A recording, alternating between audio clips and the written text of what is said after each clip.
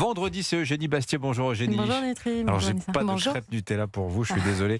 Nous célébrons, Eugénie, cette semaine l'anniversaire d'une invention qui a bouleversé l'humanité, les 20 ans du réseau social Facebook. Oui, je vous parle d'un temps que les moins de 20 ans ne peuvent pas connaître. Facebook, en ce temps-là, affichait ses smileys sur toutes nos fenêtres. Bon, je ne vais pas chanter, mais c'était le temps, souvenez-vous, où on se souhaitait bon anniversaire sur un mur, où on s'envoyait des pocs, où on changeait sa photo de profil toutes les 2 semaines. Pratique qui vous signale aujourd'hui immédiatement comme un plus de 35 ans, je vous préviens. On est tous le boomer de quelqu'un. Aujourd'hui, 15% des utilisateurs de Facebook ont moins de 24 ans contre 72% des utilisateurs de TikTok. Alors on est sur les réseaux sociaux toujours plus jeunes, on y passe toujours plus de temps et on y est de plus en plus informé de tout et condamné ainsi à ne rien comprendre, ce qui est le sort des imbéciles, comme disait Bernanos. Qu'est-ce qui a changé en 20 ans, Eugénie ? Eh bien, en 20 ans, on est passé de l'utopie au cauchemar. Souvenez-vous de l'académicien Michel Serres, au début des années 2010. Il s'enthousiasmait pour la révolution numérique. Il appelait petite poussette cette jeunesse qui voyageait avec ses pouces sur les écrans. Le petit pouce bleu, d'ailleurs, c'était le symbole du like de Facebook. Aujourd'hui, le majeur a remplacé le pouce, le lynchage, l'ajout d'amis, l'archipélisation a remplacé la connexion. On est passé du paradigme de l'optimisme technodémocratique à un profond désenchantement.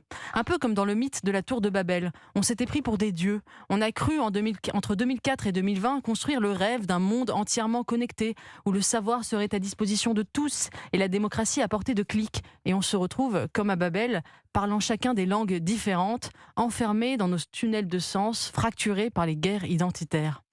Vous avez du sang sur les mains, a dit à Mark Zuckerberg, le fondateur de Facebook, un sénateur américain, lors de son audition au Sénat mercredi. Et le forçant à s'excuser, Ouais. La scène est assez incroyable. Vous voyez ça sur les réseaux sociaux, justement.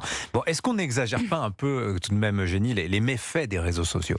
Vous savez ce que disait Montaigne, grâce à l'imprimerie, nous n'avions plus besoin de mémoire et qu'il fallait désormais préférer une tête bien faite à une tête bien pleine. Avec la révolution numérique, c'est vrai qu'on a des têtes mal faites et des têtes vides. Mais de même que l'imprimerie a bouleversé les structures religieuses et permis la réforme, oui, les réseaux sociaux ont eu des conséquences politiques vertigineuses. Pourtant, Gutenberg n'est pas responsable des guerres de religion. Si les réseaux sociaux sont catastrophiques pour la jeunesse qu'il faut impérativement dénumériser, attention à ne pas infantiliser les adultes vivant en démocratie. Les politiques libéraux du cercle de la raison louent les réseaux sociaux quand ils sont l'outil du progressisme. L'élection d'Obama, les printemps arabes, MeToo, mais ils les conspuent, ils les fustigent quand ils sont l'outil du populisme. L'élection de Trump, le Brexit, les gilets jaunes. Souvenez-vous ce qu'avait dit Macron à l'occasion des Gilets jaunes. La jonction des réseaux sociaux et des télés en continu est un poison pour la démocratie. Il a aussi attribué les émeutes de banlieue à l'excès d'écran. Mais tout attribué aux réseaux sociaux, c'est se défausser sur la technologie de causes profondes et de responsabilités politiques. Les réseaux sociaux sont le miroir grossissant de la société. Ils sont aussi parfois la voix des sans-voix.